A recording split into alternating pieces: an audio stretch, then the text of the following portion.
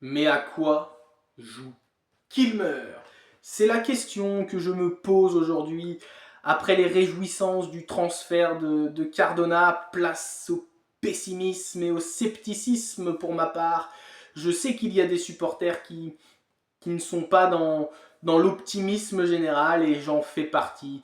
Alors je ne suis pas un anti-Kilmer, mais j'ai des doutes sur leur projet et on a le droit d'émettre des doutes. Je pense que je pense que c'est légitime. Je vais expliquer ce qui me chagrine avec Kilmer, mais avant ça, on va faire une petite chronologie de l'après-descente. Donc, on prépare le championnat de Ligue 2, et donc après la descente, on confirme donc le coach Horneland. Bon, pas de problème, hein, même si j'ai fait une vidéo où j'explique pourquoi j'étais dubitatif sur Horneland, mais bon, au moins il est confirmé, voilà, bon, bah, pas de problème, on va pouvoir construire un effectif, c'est ce que je me dis à ce moment-là. Puis le club Kilmer rachète les 10 millions du contrat de Sport Venture. Donc Sport Venture, ils avaient un contrat, ils avaient prêté de l'argent à Romeyer et Cayazo, ils avaient un contrat sur les ventes à la boutique, la billetterie, le sponsoring, merchandising. Bon bah voilà, donc ils rachètent le contrat pour 10 millions d'euros. Donc ce qui fait que tous ces profits-là et cet argent-là va aller à Saint-Etienne, donc c'est plutôt bénéfique pour le club. Puis derrière, on fait des annonces, donc le dégraissage de l'effectif, les fins de contrat ne seront pas renouvelées, sauf certains, on va essayer Louis Mouton et Léo Petro.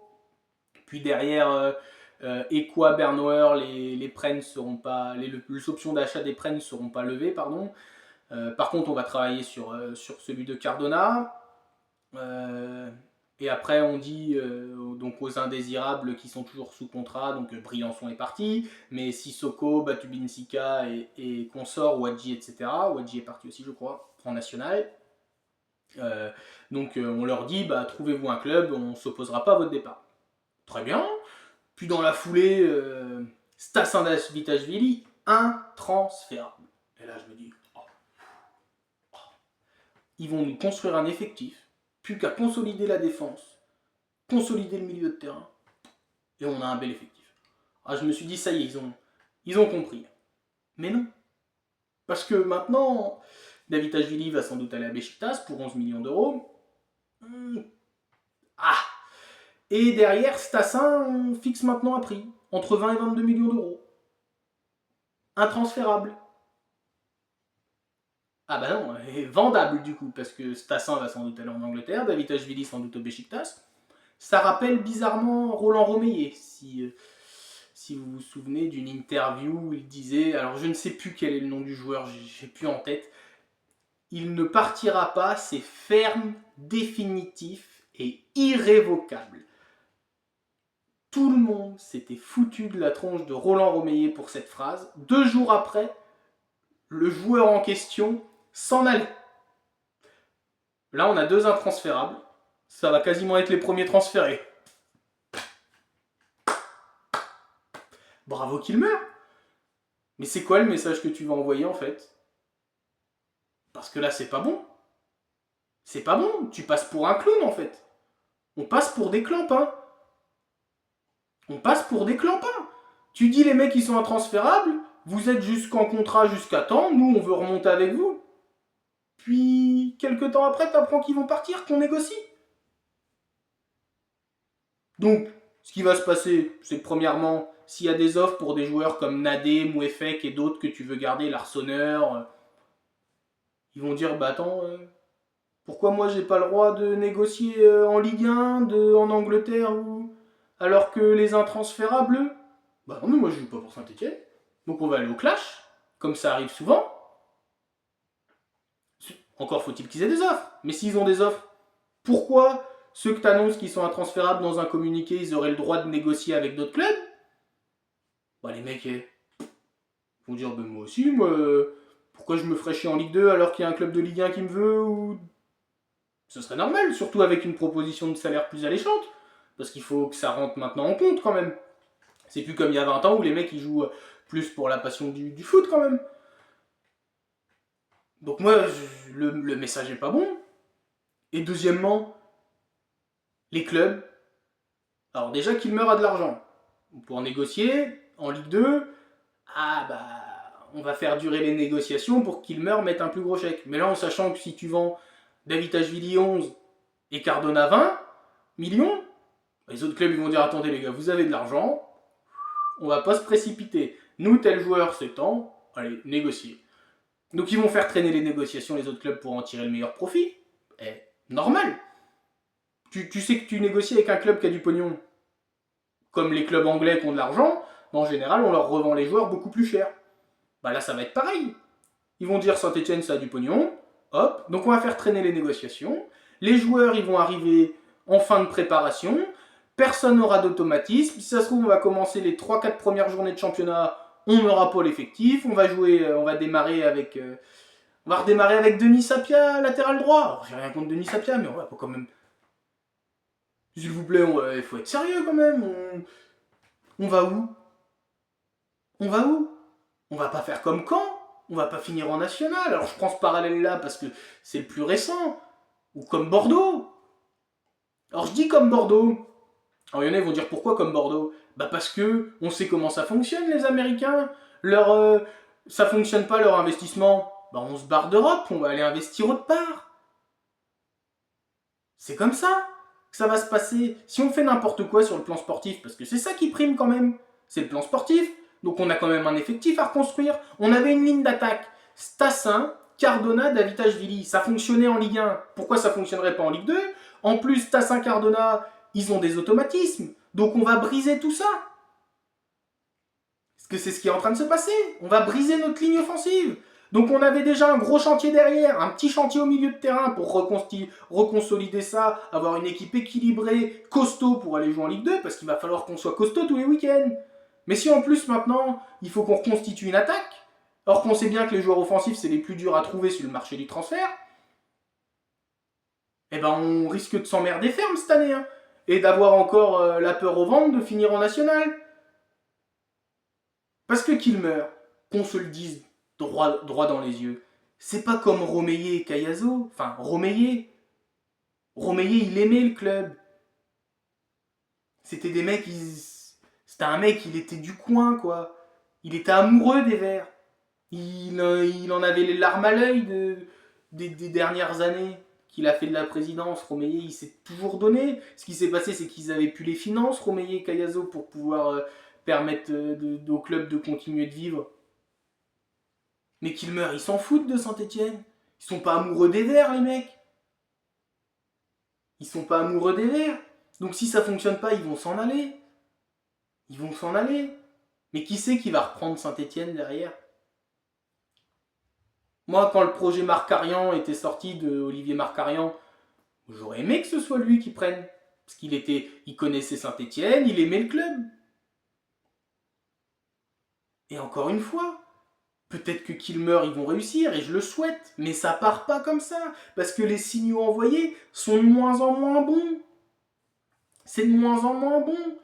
On va repartir sur de l'audit. Si on repart comme on a fait en Ligue 1, on va se faire exploser en Ligue 2, parce que tous les autres clubs, ils vont jouer le match de leur vie à chaque fois contre nous, quand ils seront à Geoffroy Guichard. Eux, d'avoir le stade plein contre eux, ça va les galvaniser, au contraire.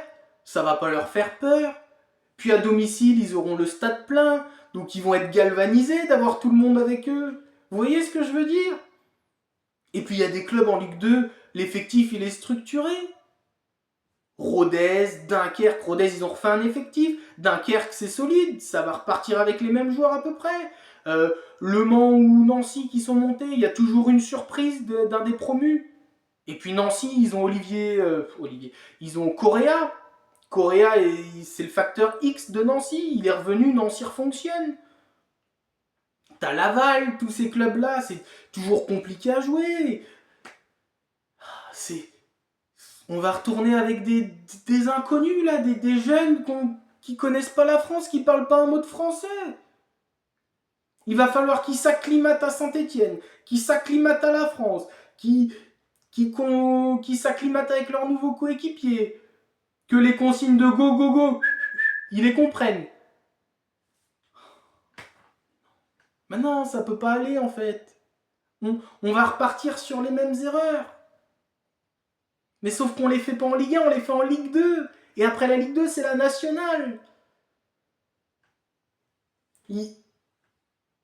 J'espère me tromper, mais si Stassin et David s'en vont, c'est pas bon. Je suis pessimiste et j'aime pas être pessimiste. Mais j'ai bien peur que on jouera pas la montée cette année. Et puis les bruits de couloir de joueurs qui arrivent. Alors il y a un Suédois, j'ai même pas son nom, mais on peut en tenter un ou deux coups comme ça, mais après il faut prendre du joueur solide d'expérience, entre 25-30 ans qui joue déjà en Ligue 1, Ligue 2, ou au moins en Bundesliga, Serie A, ou en Angleterre, ou Espagne, mais du joueur solide entre 25-30 ans, mais c'est... À part Cardona, ça va être quoi la stratégie en fait? Parce qu'au lieu d'avoir 7-8 joueurs à acheter, là on va carrément être à 11-12 pour avoir plusieurs options et puis surtout pour combler les blessures suspendues. Alors c'est que 34 matchs, etc. Mais faut toujours quelques remplaçants quand même. Il faut quand même quelques remplaçants. Et en plus de ça, il y a Anthony Gauthier qui part libre au Puy-Foot. Donc on dit que c'est les jeunes notre priorité, mais testons nos jeunes du centre de formation d'abord. Que nos jeunes à nous.